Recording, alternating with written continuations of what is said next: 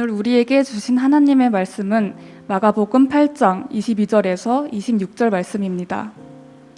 베세다의 이름에 사람들이 맹인 한 사람을 데리고 예수께 나와 손대시기를 구하거늘 예수께서 맹인의 손을 붙잡으시고 마을 밖으로 데리고 나가사 눈에 침을 뱉으시며 그에게 안수하시고 무엇이 보이느냐 물으시니 쳐다보며 이르되 사람들이 보이나이다. 나무 같은 것들이 걸어가는 것을 보나이다 하거늘 이에 그 눈에 다시 안수하심에 그가 주목하여 보더니 나아서 모든 것을 밝히 보는지라. 예수께서 그 사람을 집으로 보내시며 이르시되 마을에는 들어가지 말라 하시니라. 아멘. 오늘 나에게 주시는 은혜의 말씀을 듣겠습니다.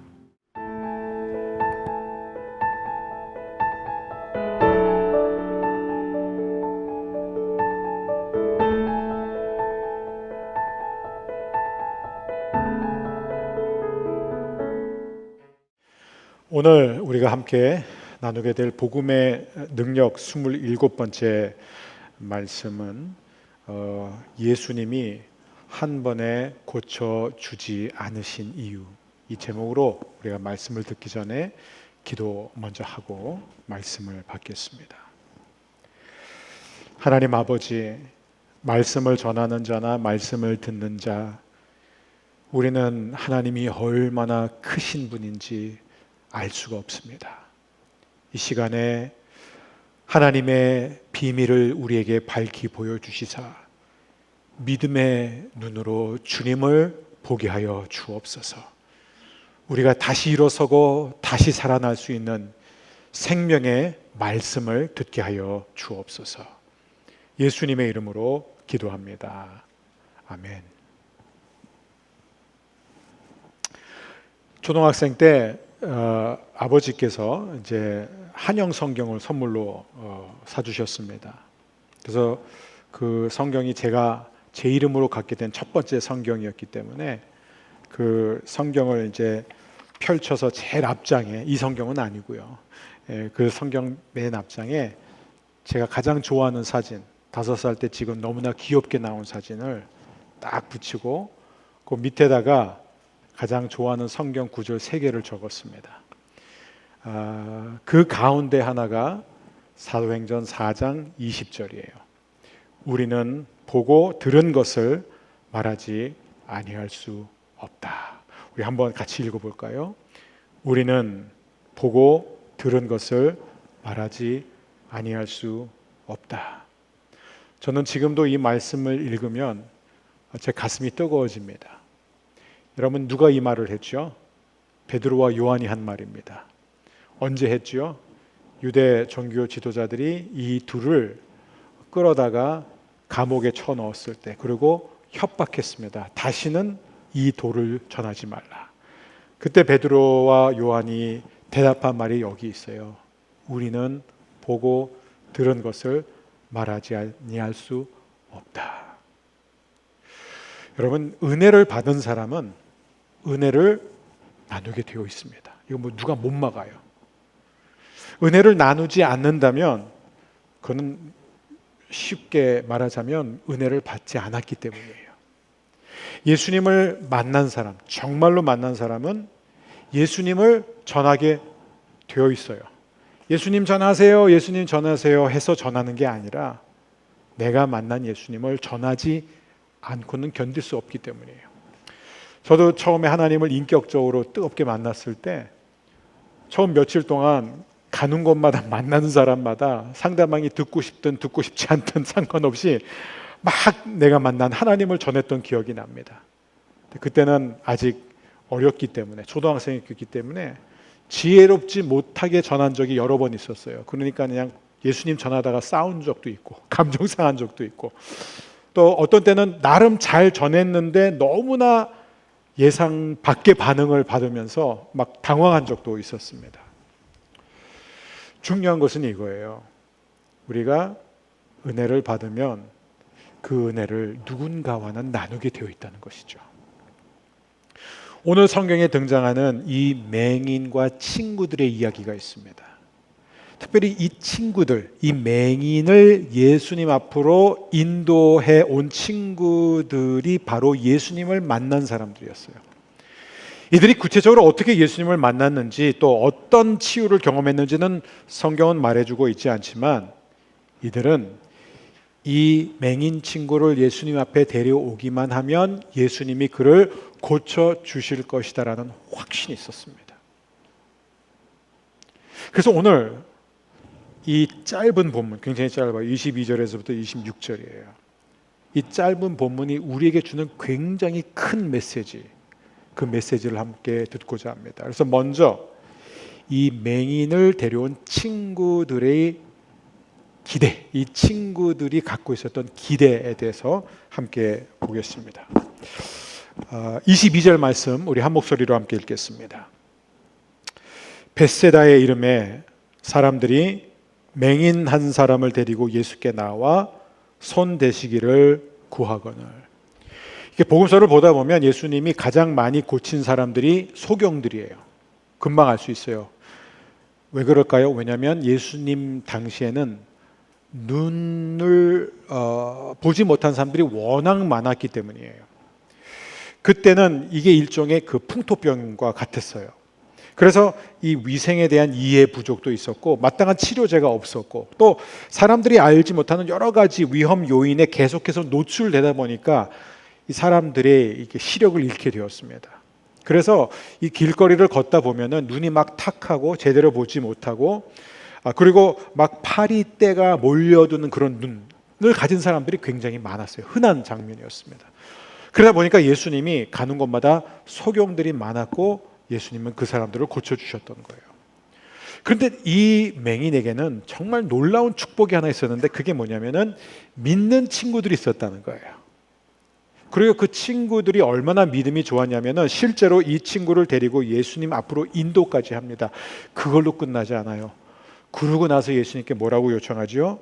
예수께 나와 손 대시기를 구하거늘. 예수님, 이 친구한테 손을 얹어주세요라고 구합니다. 이 사람들이 왜 예수님한테 손을 대달라고 할까요? 본 게 있기 때문에 그래요. 예수님이 눈먼 소경들을 고치시는 장면을 봤습니다. 어쩌면 이들 가운데 한 사람이 그러한 치유를 경험했는지도 모르겠어요. 그러니까 그들이 본 것을 토대로 그들은 믿는 것이에요. 그리고 그 믿음을 따라 그들은 행동으로 옮긴 것입니다. 그래서 그들은 이 사람을 예수님 앞으로 데려오면 예수님이 고쳐주실 것이다라는 믿음이 있을 뿐만 아니라 또한 예수님이 이 사람을 어떻게 고쳐주실 것이냐에 대한 믿음까지도 있었어요. 근데 바로 여기에 문제가 있었어요. 이들이 원하는 것은 예수님의 터치였어요. 예수님이 손만 얹기만 하면은 나을 것이다. 이 벳세다는 이방 지역입니다. 그러니까 아마 10중 8구 이 맹인도 맹인 친구들도 다 이방인들일 거예요. 그래서 이들에게 있어서는 특별히 유대인 랍비로 오신 예수님이 그들에게 만져준다는 것 자체가 굉장히 큰 의미가 있는 거예요. 저분은 그 유대교의 율법에 부정을 타는 각오를 하면서 우리를 만져줄 것인가? 어쩌면 그걸 바랬을 수도 있습니다. 만져주세요. 12년 동안 혈류병을 앓던 여인도 비슷한 믿음이 있었어요. 내가 저분을 만지기만 하면, 터치만 하면 나는 분명히 나을 것이다. 이 믿음이 있었어요. 마가복음 5장에서 우리가 보지 않았습니까? 실제로 이 여인이 예수님을 만졌을 때 어떤 일이 일어났죠? 혈류가 멈췄습니다. 나았어요. 예수님이 그 여인을 고쳐주셨어요. 그런데 예수님이 굉장히 중요한 가르침을 주시죠. 따라 내 믿음이 너를 낫게 한 것이다. 무슨 얘기예요? 네가 나를 만져서 혹은 내가 너를 만져서 네가 난 게 아니라 네 안에 있는 믿음이 너를 낫게 한 것이다. 자, 그렇다면은 이 친구들에게는 분명히 이런 믿음이 있었어요. 예수님이 고쳐주실 것이다. 그런데 문제가 뭐냐? 예수님이 이 사람을 이렇게 해서 고쳐주실 것이다. 이게 왜 문제가 되는 줄 아세요? 여러분, 많은 사람들, 특별히 이제 기도 많이 하고 자신에게 어떤 영적인 은사가 있는 사람들 가운데 이런 분들이 많아요. 하나님이 이렇게 역사해 줄 것이다 라고 말합니다. 특별히 자기가 엄청난 대단한 드라마틱한 은혜를 받은 사람들은 하나님이 다른 사람에게 은혜를 베푸실 때 그러한 은혜를 기대해요. 자신이 극적인 치유를 경험한 사람은 하나님께서 다른 사람을 치유할 때도 그러한 치유의 방법과 결과를 일으킬 거라고 생각을 합니다. 여러분, 제가 이제 목회 초년병일 때 이제 젊은 목회자들 모임에 이제 유학 시절 때 간 적이 있었습니다. 근데 거기서 이제 돌아가면서 어떻게 이제 목회자가 되었고, 어떻게 이제 예수를 믿게 되었고, 목회자가 되었는지 돌아가면서 이제 나누는 시간이 있었어요. 근데 저는 굉장히 그런 드라마틱한 경험들이 있었습니다. 그래서 그런 이야기들을 했어요. 초등학교 때 어떻게 하나님을 만나주셨고, 또 고등학생 때는 하나님이 어떻게 만나주셨고, 어떻게 신학교 갈 수 있도록, 그렇게 막 뭐 정말 사람들이 이렇게 그 이야기를 들으면서 입이 딱 벌어졌어요. 와. 그래서 저는 속으로 와, 이분들이 되게 은혜를 받았나 보다 이렇게 좋아했는데, 이 모임이 끝나고 한 목사님이 진지한 표정으로 저한테 다가와서 이렇게 얘기하는 거예요. 목사님의 얘기를 들어보니까 아무래도 나는 목회자의 부르심을 받지 않은 것 같네요. 이렇게 얘기하는 거예요. 그래서 제가 아니 그게 무슨 얘기인가 했더니, 나는 목사님이 경험한 그런 극적인 경험이 하나도 없습니다. 하나도 없습니다. 이렇게 말씀하시는 거예요. 제가 그 순간 뭘 깨달았냐면, 저는 제가 나름대로 나를 만나주신 그런 하나님의 역사를 말하면서 내 경험을 규범화시켰던 거예요.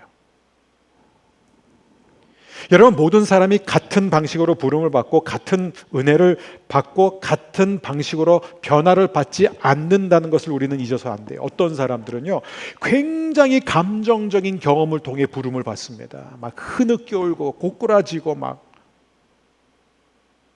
그런데 어떤 사람은 감정이 전혀 개입되지 않은 굉장한 이성적인 부름으로 부름을 받아요. 어떤 사람은 신비로운, 말로 어떻게 표현할 수 없는 그런 체험을 통해서 하나님을 만나지만, 어떤 사람은 그게 뭐야? 라고 할 정도로 그냥 일상의 삶 속에서 하나님을 만나게 됩니다. 둘 다 진정한 부르심이라는 거예요. 여러분, 우리 하나님은 한 가지 방법 혹은 몇 가지 극적 방법에 매여 있는 분이 아니라는 거예요. 성도들이 믿는 사람들끼리 이야기를 하다 보면 이런 얘기가 자주 나옵니다. 그래도 내가 은혜를 받았으면 이렇게 해야지 않을까, 저렇게 돼야지 않을까, 이런 얘기를 해요. 그런데 자신에게 적용한 그 기준을 우리가 나도 모르게 다른 사람에게 적용하기 시작하면 그게 굉장히 위험해지는 거예요. 나는 이렇게 믿으니까, 나는 믿으면서 이렇게 됐으니까 너도 이렇게 돼야 되지 않겠냐, 너도 이렇게 해야 되지 않겠느냐, 너는 왜 이렇게 느리냐, 이렇게 말하는 거예요. 기독교 교회가 가장 많이 기독교 역사 속에서 실수한 부분이 뭐냐면, 구원의 영역에 있어서 이거를 반복적으로 실수합니다. 그러니까 자기가 받은 그 구원의 경험이 다른 사람이 받는 구원의 기준이 되어버린 거예요. 왜 이렇게 교단이 많고 교파가 많은 줄 아세요? 자기 경험이 하나의 스탠더드가 되는 거예요. 그게 기준이 되는 거예요. 세례도 마찬가지예요. 성령 세례도 마찬가지예요. 은사도 마찬가지예요. 여러분, 저는 가장 하나님을 사랑하고 하나님을 닮은 분들 중에서 그냥 성경도 아니라 일반 책을 읽다가 하나님을 만난 분도 본 적이 있고요. 심지어 어떤 분은 기독교 영화가 아닌 일반 영화를 보다가 그 자리에서 하나님의 음성을 듣고 만났어요. 또 어떤 분은 그냥 길을 걷다가 하나님을 만나게 되었습니다. 어떤 분은 하나님을 찾지도 않고 구하지도 않았는데 꿈속에서 강력하게 하나님이 나타나신 거예요. 꿈을 통해 하나님을 만났다는 것입니다. 어떤 사람은 막다른 길목에서 만나요. 어떤 사람은 다른 사람들끼리 나누는 대화를 엿듣다가 만납니다. 여러분, 하나님이 일하시는 방식은 무궁무진하다는 거예요. 하나님이 우리 각자를 터치할 때, 우리에게 다가오실 때, 우리를 부르실 때, 우리를 변화시키고 우리를 구원하시고 우리를 통해 일하실 때 하나님의 방법은 무궁무진해요. 그러나 은혜는 동일하다는 거예요. 우리가 그것을 놓쳐서는 안 됩니다. 믿는 사람에게 있어서 규범은 딱 하나예요. 오직 예수 그리스도를 믿는 그 믿음 하나만으로 하나님의 자녀가 된다. 그것 외에는 아무것도 규범이 없습니다. 믿음만이 우리의 기준이에요. 그래서 우리는 이 간증을 들을 때 늘 깨어 있어야 되는 거예요. 저는 이렇게 초신자들은 간증을 되게 좋아합니다. 그리고 말씀 속에서 은혜를 경험하지 못한 사람들이나 어떤 뭔가 이렇게 자기 확신이 없는 사람들일수록 간증에 의존해요. 그래서 계속 간증을 찾아다녀요. 근데 간증의 함정이 무엇이냐면은, 여러분, 인기 있는 간증, 은혜에 끼치는 간증은 드라마틱한 간증이어야 돼요. 뭔가 그 삶이 극적인 반전이 있고 기가 막힌 사연이 있어야 되는 거예요. 근데 이게 왜 위험해질 수 있냐면요, 간증을 듣다 보면은 이 간증이 막 좋을수록 간증하는 사람이 자기도 모르는 사이에 자기 간증이 훈장이 되어 가고 있는 거예요. 그리고 오히려 그러한 뛰어난 간증, 극적인 간증, 감동적인 간증을 듣는 사람은 들으면 들을수록 상대적으로 자기가 받은 은혜, 자기의 믿음이 너무나 초라하게 느껴질 수 있다는 겁니다. 그래서 우리는 말을 할 때 항상 기도하면서 말을 해야 되고, 들을 때도 기도하면서 들어야 됩니다. 여러분, 하나님을 결코 누구의 경험 안에 가둬놔서도 안 되고, 우리 자신의 경험이 아무리 확실해도 우리의 경험 안에 가둬놔서는 안 됩니다. 지금 이 맹인을 예수님께로 인도한 친구들의 믿음이 그러했습니다. 예수님이 그를 고쳐주실 것을 믿는 것은 좋았어요. 그러나 예수님이 어떻게 역사하시고 어떻게 이 사람을 고쳐줘야 하는지에 대한 확신이 이들 가운데 있었던 게 문제라는 것입니다. 자, 그렇다면은 이 맹인의 기대는 어땠을까? 이 맹인의 믿음은 어땠을까? 이게 두 번째예요. 이 맹인은 결론적으로 말하자면 별 기대가 없었어요. 아무런 기대를 안 했어요. 어떻게 알 수 있냐? 두 가지를 보면 알 수 있어요. 첫 번째, 그는 별다른 믿음과 태도를 보여주고 있지 않습니다. 친구들이 그를 예수님 앞으로 데려오기까지 이 사람이 한 건 하나도 없어요. 믿음도 필요 없었어요. 친구들이 데려온 거예요. 그런데 그가 예수님 앞에 나와 있는데도 예수님 앞에 저를 고쳐주세요, 보기 원합니다라고 요청하지 않고 친구들이 요청합니다. 그리고 두 번째, 이 사람이 별로 기대를 하지 않고 있었다는 것을 어떻게 알 수 있나요? 두 번째, 예수님이 그를 대하시는 방식을 보면 알 수 있어요. 그게 바로 한 번에 고쳐주지 않으신 이유입니다. 여러분, 이 벳세다의 소경과 대조되는 인물이 바로 바디메오예요. 예수님이 말씀하시니 바디메오가 눈을 떴다. 그 얼마나 유명한 분이에요, 그죠? 유명한 분이에요. 주일학교 아이들이 다 알아요. 바디메오는 영웅이에요. 그래서 저는 한때 바디메오에 대해서 잘 모르는데 나 바디메오 되고 싶다, 그런 적도 있었어요. 바디메오. 이 바디메오는 누구예요? 거지였어요. 그러니까 이렇게 앞을 보지 못하고 심지어 가족으로부터 버림받고 친구들이 없었어요. 그런 그가 길목에 서서 막 구걸하고 있는데 예수님이 오신다라는 그 사람들의 소리를 듣고 어떻게 하죠? 길거리에 뛰쳐나가지고 다윗의 자손 예수여 나를 불쌍히 여기셔서 소리 지르기 시작합니다. 이게 믿음이잖아요. 그러니까 뭐 주위 있는 사람들이 시끄러워, 아우 시끄러워, 조용해, 너 때문에 나 안 들리잖아. 그리고 나중에 예수님의 제자들까지 그를 꾸짖으니까 어떻게 하죠? 이 바디메오는 더욱 큰 소리로 소리 질러. 다윗의 자손 예수여 나를 불쌍히 여기소서 하고 막 그냥 제정신이 아니에요 지금. 그러니까 예수님이 가던 길을 멈추고 바디메오에게 오라 그러잖아요. 그때 바디메오가 너무 흥분해가지고 겉옷을 벗어 던졌어요. 이게 굳이 그럴 필요가 있을까? 여러분, 거지한테는요 겉옷이 전 재산이에요. 겉옷 없으면은 그러니까 얼어 죽어요. 길거리에서 자니까. 자, 그리고 엎드려서 뭐라 그러죠? 보기 원합니다. 자, 이거는 믿음이 있는 거예요. 예수님이 12년 동안 혈류병을 앓던 그 여인에게도 뭐라 그랬냐면 따라 내 믿음이 너를 낫게 하였다, 이렇게 말씀하시잖아요. 내 믿음이 너를 낫게 하였다. 그런데 이 벳세다의 소경에게는 내 믿음이 너를 낫게 하였다라고 말할 수 있는 믿음이 없었어요 지금. 그러니까 예수님께서 어떻게 하십니까? 단계적으로 그를 고쳐주십니다. 왜요? 예수님은 지금 그의 믿음이 자라나기를 원했기 때문이에요. 물론 이 벳세다의 소경은 보고 싶었어요. 안 그러면 뭐 거부했겠죠. 내가 왜 그런 데가 나 안 가 맞겠죠. 근데 맞고 싶은 마음은 있었지만 문제는 뭐냐면 믿음이 없었다, 기대가 없었다는 거예요. 자, 이런 그를 예수님이 어떻게 치유하시느냐, 이게 세 번째입니다. 세 번째는 뭐냐면 맹인의 기대를 뛰어넘는다. 우리 23절 말씀 여러분이 크게 읽는 동안 저는 물을 마시겠습니다. 23절 함께 읽겠습니다.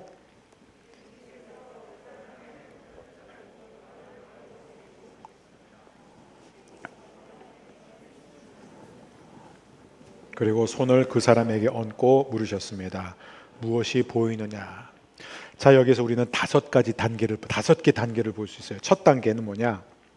예수님이 가장 먼저 하신 게 뭐냐면 예수님께서 그 사람의 손을 붙잡고, 그게 첫 번째예요. 여러분, 손을 잡았다는 것을 핸드쉐이크로 생각하지 마세요. 악수하셨구나, 아니면 지나가면서 한번 톡 어깨를 치셨구나, 그게 아니에요. 지금 손을 꼭 잡으셨다는 거예요. 아마 그 순간에 이 맹인을 데리고 온 친구들은 야, 예수님이 만지셨다, 예수님이 만지셨다, 이제 이 친구가 보게 될 거야 하고 기대했어요. 그들 기대예요. 근데 아무 일이 없었다는 거예요. 친구들은 얼마나 실망했을까요? 아무 일이 없었어요. 근데 여러분, 아무 일이 없었을까요? 그래요. 눈에 보이는 일은 없었어요. 그런데 지금 예수님은 그의 손을 잡고 계심으로써 지금 이 사람하고 깊은 소통을 하고 있는 거예요. 여러분, 누군가의 손을 꽉 잡고 그 사람의 손을 계속 잡고 있는 것은 엄청난 대화가 오고 가고 있는 것입니다. 이 사람 입장에서 보세요. 유대인 랍비가 이방인인 자신의 손을 지금 잡고 놓지 않고 계속 잡고 있어요. 무슨 생각할까요? 아, 이분이 나한테 관심은 있구나. 그 정도. 나한테 관심이 있구나. 그러니까 전혀 없었던 기대감, 믿음이 조금씩 싹트기 시작하는 거예요. 생겨나기 시작하는 거예요. 근데 아직 예수님이 그의 눈을 뜨게 하실 정도의 믿음은 아니에요. 자, 두 번째 단계는 무엇이냐면 마을 밖으로 데리고 가셨습니다. 이게 되게 중요합니다. 예수님이 우리에게 역사하실 때 가장 중요한 게 예수님과 나와 단둘이 있는 거예요. 다른 사람의 믿음이 아니고 주위의 시선이 빼앗기는 게 아니라 세상과 나와 간 곳 없이 구속의 주만 보이도다. 찬양의 가사처럼 주님이 내 앞에 보여야 되는 거예요. 근데 저는 이 장면이 너무 감동적이에요. 여러분 한번 생각해 보세요. 지금 이들은 마을 어딘가에서, 아마 마을 한복판 어디서 지금 만났어요. 근데 예수님이 지금 그의 손을 잡았습니다. 안 놓으세요.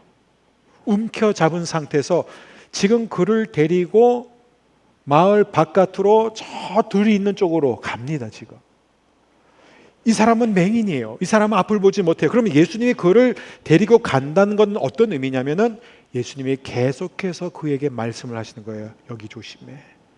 여기에는 뭐가 있어. 저 앞에는 돌이 있어. 저 바닥은 울퉁불퉁해. 나를 가까이 따라와. 하면서 이 사람이 혹시라도 발을 헛디딜 때마다 어디 부딪힐 것 같으면 예수님이 그의 몸을 잡고 바로 세워줍니다. 우리가 좀 깊이 있게 생각해야 돼요. 그냥 예수님이 목석처럼 이렇게 걸어가신 게 아니라는 거예요. 그래서 마을을 빠져나와서 저 한쪽 한 곳까지 가는데 여러분 그 그림을 한번 그려보세요. 12명의 제자들이 뒤에서 막 따라가고 있어요. 지금 저는요, 예수님이 고치신 많은 사람들 가운데 어떤 의미에서 이 사람이 가장 복받은 사람이라고 생각해요. 왜냐하면 예수님을 가장 많이 누렸어요. 이렇게 오랫동안 만지시다. 계속 만지시며 계속 말씀해 주시고 계속해서 인도해 주시는 거예요. 세상에 너와 나밖에 없다 이거예요. 나는 지금 너를 보고 있고 너는 나를 보기를 원한다. 그러니까 이 사람 안에 이분이 진짜 나를 고쳐주실 것이구나라는 기대가 또 올라가기 시작하는 거예요. 믿음이 생겨나기 시작합니다. 그 다음에 세 번째 단계. 그리고 그 사람의 눈에 침을 뱉으셨습니다. 그리고 그 손을 그 사람에게 얹고. 이걸 문자적으로 해석하면 큰일 나죠. 제가 아픈 분한테 가가지고 눈에다 침을 뱉는 순간 전 내일 기사에 올라갑니다. 100%. 사이비 뭐 하고 뭐 무슨 조롱 학대 뭐 이렇게 올라가죠. 안 되죠. 이렇게 하면은 현대인에게 있어서는 이렇게 하면 안 되는 게 맞아요. 그러나 그 당시의 문화, 그 당시의 풍습을 한번 봅시다. 예수님은 지금 정확하게 마치 이 세상에 이 벳세다의 성령 한 사람이 있는 것처럼 딱 그에게 맞는 그 눈높이로 다가가시는 거예요. 즉 이 이방인에게 있어서 침은 치유의 효능이 있는 것입니다. 그래서 그에게 침을 뱉으시고 침 뱉은 것으로 끝낸 게 아니라 침만 뱉으면 모욕일 수 있죠. 그러나 예수님이 뱉으신 그 침, 그 눈에 예수님이 스스로 손으로 만져주십니다. 그걸 만지시는 거예요. 계속. 부드러운 손은 아니었을 거예요. 평생 목공업을 하셨기 때문에 목수 가구를 하시 아마 굉장히 이게 뭔가 울퉁불퉁하고 뭔가 굳은 손이었을 것 같아요. 그러니까 그걸 만지시는 거예요. 계속. 여러분 이때 내가 그 맹인이었다라고 생각을 할 수 있어야 돼요. 여러분 그때 어떨 것 같아요? 저는 제가 그 자리에 있었다면 가슴이 쿵쾅거렸을 거예요. 아 정말 내가 이제 예수님께 집중하기 시작한다는 것을 저는 알 수 있어요. 이 사람이 지금 그러고 있었던 것입니다. 아, 이분이 정말 나에게 관심이 있을 뿐만 아니라 나를 진짜 고쳐주실 수 있는 분이구나. 지금 나를 고쳐주시려고 이렇게 나를 집중적으로 만져주시고 계시는구나. 믿음이 막 치밀어 오르기 시작하는 거예요. 넷째, 아직 끝나지 않았어요. 넷째. 그 다음에 질문을 하세요. 무엇이 보이느냐? 24절 우리 함께 읽겠습니다. 그러자 그 사람의 눈이 떠졌습니다. 그가 말했습니다. 사람이 보입니다. 마치 나무가 걸어 다니는 것 같습니다. 마치 나무가 걸어 다니는 것 같습니다가 없었으면 진짜 완벽한 치유예요. 그렇죠? 그러자 그 사람의 눈이 떠졌습니다. 그가 말했습니다. 사람이 보입니다. 할렐루야 끝! 근데 뭐가 문제죠? 보이긴 보이는데 잘 안 보인다는 거예요. 예수님과 12 제자들이 보이는데 그들 가운데 몇 제자들이 움직이고 있었던 것 같아요. 그러니까 뭐냐면 나무가 걸어 다니는 것 같습니다. 그게 무슨 얘기냐면 이게 제대로 된 치유가 일어나지 않았다는 거예요. 부분적인 치유였다는 거예요. 자, 왜 이런 일이 일어났을까요? 예수님이 그동안 다른 소경들을 고치셨을 때는 한 번도 이렇게 한 번, 두 번, 세 번에 걸쳐 시행착오를 거쳐서 나았다는 기록은 없잖아요. 물론 우리는 알 수 없죠. 그냥 왜냐하면 가시는 곳마다 많은 사람을 고치셨다 하지만 어떻게 고쳤다라는 것을 성경이 자세하게 밝혀주고 있지는 않습니다. 그러나 여러분 오늘 이 짧은 본문이 우리에게 주는 메시지는 굉장히 중요합니다. 여러분 예수님이 이 사람을 한 번에 못 고쳐주신 이유, 예수님이 힘이 딸려서? 예수님이 그때 컨디션이 안 좋아서? 아니죠.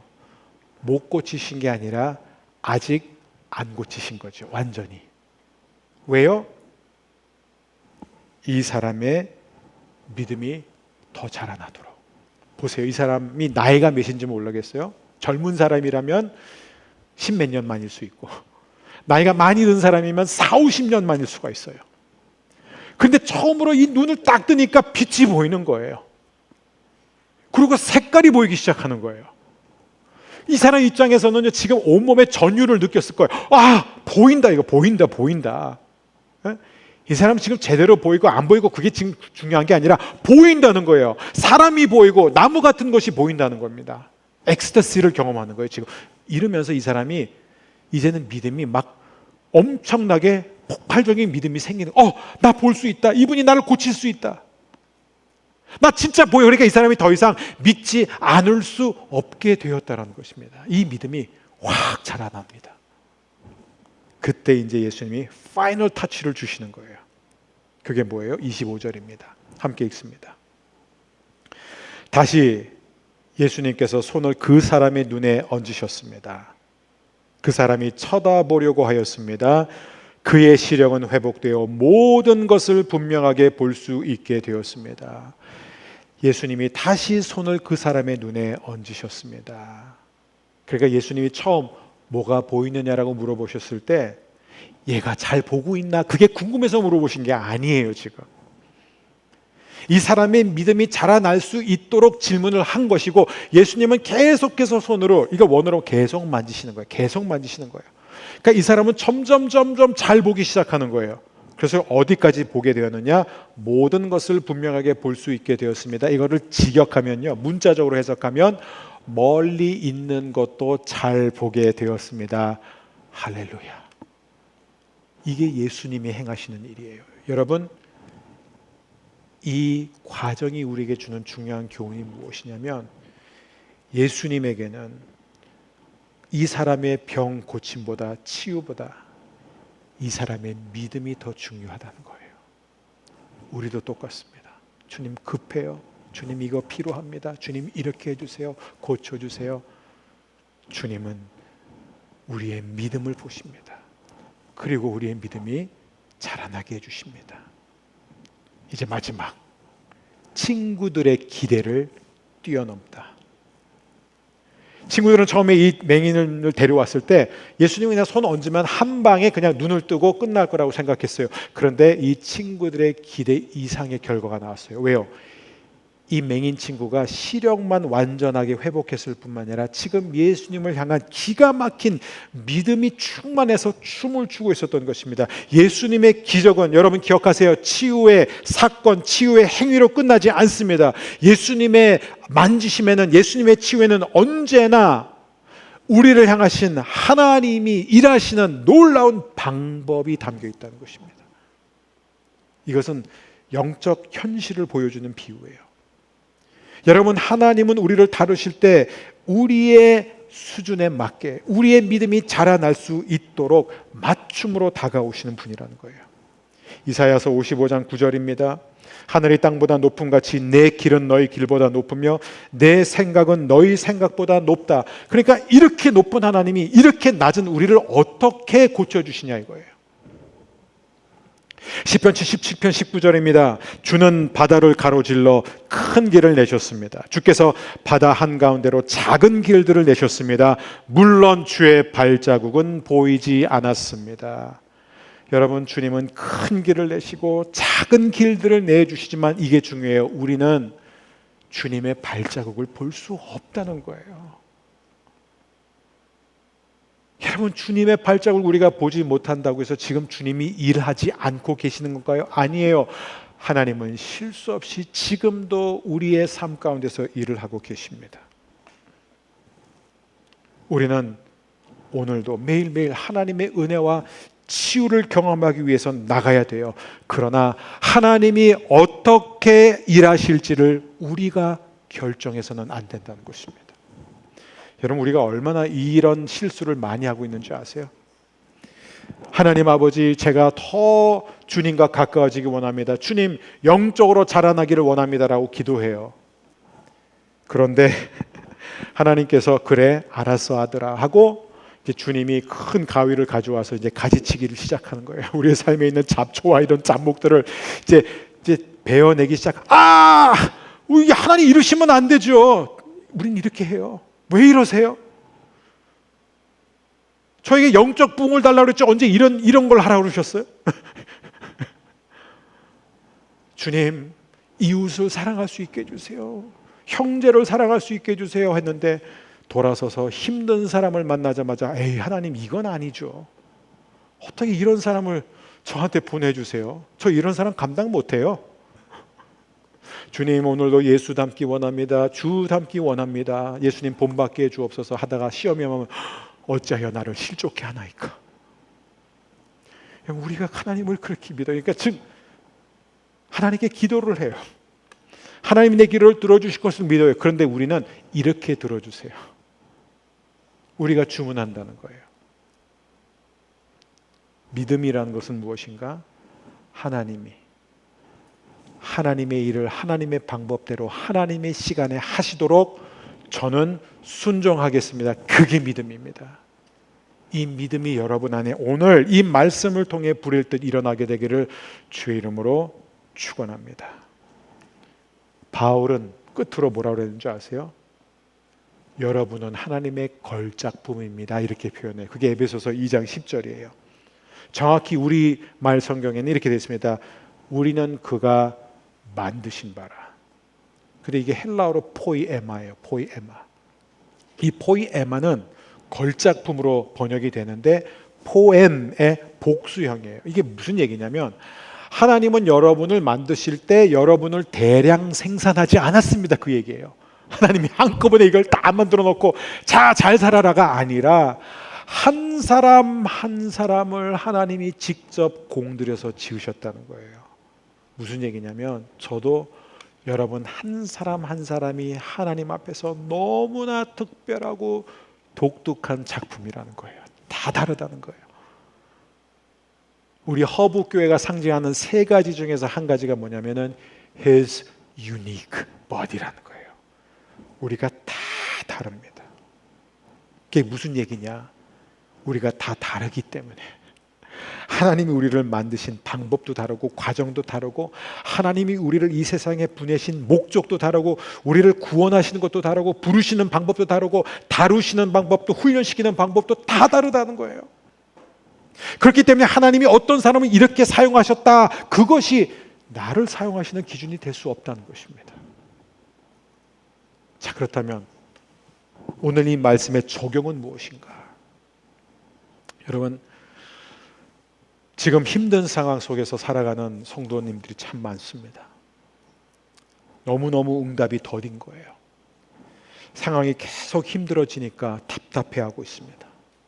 신앙이 흔들려요. 하나님이 계신가? 한 번도 하나님의 존재에 대해서 흔들린 적이 없는데 막 불같은 시험이 오니까 하나님이 계신가? 하나님이 계시다면 그 하나님이 정말 나를 사랑하시는가? 저는 불과 어제 또 이런 질문을 받았어요. 너무나 지금 큰 고통을 겪고 있는 성도님한테. 내가 그동안 신앙생활을 제대로 해온 게 맞는가? 내가 그동안 기도해 온 것이 제대로 된 기도가 맞는가? 이런 분들한테 하나님은 오늘 이 본문을 통해 말씀하십니다. 특별히 우리가 환우들을 위해서 기도하고 있잖아요. 원인을 알아낼 수가 없어서 치료법조차 찾아내지 못하는 육신의 병을 앓고 있는 성도가 있습니다. 재발과 전이라는 두려운 암투병이 계속되고 있는 성도가 있고, ADHD, 알츠하이머, 자폐, 우울증, 분노 조절 장애, 아스퍼거 증후군, 깨진 관계, 깨진 부부, 깨진 가정, 좌절된 꿈, 거짓 고소와 누명과 모함 속에서 두려워하며 떨고 있는 성도들이 있습니다. 그러면서 우리가 갖게 되는 질문이 과연 좋아질 것인가? 과연 달라질 수 있는가? 정말 회복될 수 있는가? 이런 두려움과 근심에 빠져 있는 모든 성도 한 사람 한 사람에게 주님은 지금 분명하게 말씀하고 계십니다. 내 사랑하는 아들아, 내 사랑하는 딸아, 나는 지금 내 손을 붙잡고 있다. 꽉 붙잡고 있지만 너를 섬세하게 다루고 있다. 한 번이 아닌 너를 단계적으로, 창의적으로 너에게 꼭 맞는 완벽한 맞춤형 리듬을 갖고 그 계획을 내가 이루어 나가고 있다. 나는 너의 연약한 손을 끝까지 붙잡을 것이고 오직 너와 나만 있는 곳으로 인도해 줄 것이며 내 아픈 그곳, 감추고 싶은 그곳에 내가 나의 침을 뱉어 나의 손으로 너를 만지고 또 만져줄 것이다.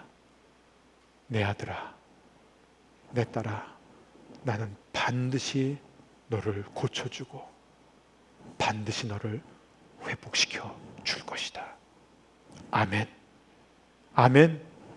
이 믿음이 오늘 이 말씀을 통해 여러분의 마음에 깊이 뿌리 내리기를 주의 이름으로 축원합니다.